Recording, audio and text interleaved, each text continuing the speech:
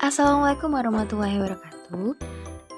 Sebelumnya, kenalin nama aku Amalia Rama Putri dari Program Studi Bimbingan dan Konseling Fakultas Keguruan dan Ilmu Pendidikan Universitas Jambi. Nah, pada kesempatan kali ini aku mau bawain podcast. Nah, podcast pada episode kali ini itu sangat spesial, di mana kita akan ngebahas tentang ilmu parenting. Dimana ilmu parenting ini sangat penting nih untuk para moms and dad. Tapi nggak hanya itu, ilmu parenting ini juga berguna untuk kita, khususnya para milenial yang nantinya akan menjadi orang tua juga. Nah, dengan ilmu parenting kita tahu nih gimana men-treat seorang anak pada kondisi tertentu. Nah, tema apa sih yang akan kita bahas pada podcast kali ini? Jadi kita akan ngebahas mengenai cara membenahi perilaku anak yang pemarah. Nah, sebelum itu, hai moms, marah itu suatu keluapan emosi dari anak dan bukan suatu tindakan yang agresif. Marah itu terjadi ketika terjadi suatu keadaan ketika dia tidak merasa nyaman akan suatu keadaan atau merasa kesakitan. Nah, misalkan dia merasa digigit semut atau kurang nyaman karena popoknya basah. Nah, itu juga bisa menjadi penyebab dia itu marah. Lalu, jika perlakuan kita nih terhadap anak ketika dia marah itu salah, tentu akan mempengaruhi kepribadian si anak di masa yang akan datang. Lalu, gimana sih cara membenahi anak yang pemarah? Dilansir dari buku dengan judul Cara Membenahi Perilaku Anak karya Kusuma Wardani. Ini banyak banget ya moms caranya. Nah, di sini aku mau ngasih 3 cara aja yang bisa kita implementasikan ketika anak itu marah. Nah, yang pertama adalah tenang menangkis emosi.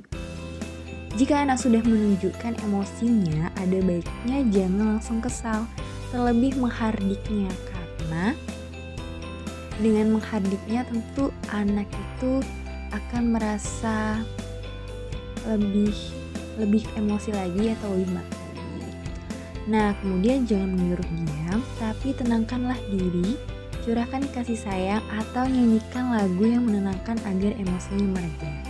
Nah, cara lain bisa nih moms, yaitu dengan cara memberikan suatu pelukan yang manis kepada anak dan mengatakan bahwasannya ini loh ibu, ini loh ayah yang tetap menyayangimu walaupun kamu sedang marah dan ibu masih di sini untuk kamu. Kemudian cara yang kedua ialah marah itu menular. Seperti halnya bahagia, sedih, dan mengantuk, marah itu juga menular. Nah, pernah nggak sih moms kita itu ketika membuka suatu gadget dan melihat kolom chat grup WhatsApp atau chat lainnya dan isinya itu sesuatu yang menyebalkan atau bisa membuat kita marah. Nah, itu tuh sontak membuat kita marah juga moms. Nah, sehingga orang tua dan anggota keluarga yang lain menahan diri untuk tidak membiasakan atmosfer marah hadir di dalam rumah. Nah, jangan jadikan kebiasaan itu di dalam rumah, karena pada hakikatnya marah itu menular. Jadi jika suatu keadaan rumah itu dipenuhi dengan gejolak marah, maka hal yang tertanam pada anak itu juga demikian, seperti itu. Nah, lanjut, cara yang ketiga ialah pahami anak kenapa dia marah. Nah, yaitu merasakan kalau mereka itu dipaksa melakukan sesuatu yang belum tentu mau dilakukan. Nah, cari apa yang mengganggu dirinya. Coba untuk mengerti sehingga dapat memecahkan masalah langsung ke sumbernya.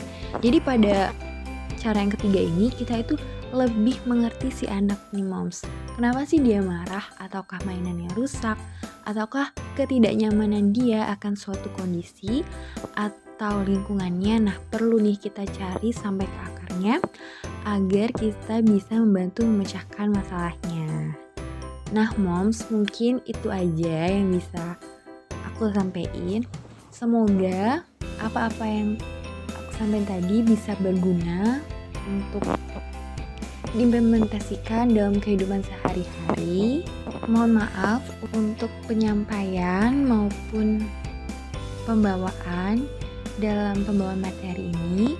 Mungkin ada salah kata maupun materinya. Apa yang sudah dibawakan itu bermanfaat untuk kita semua. Dan sampai jumpa. See you.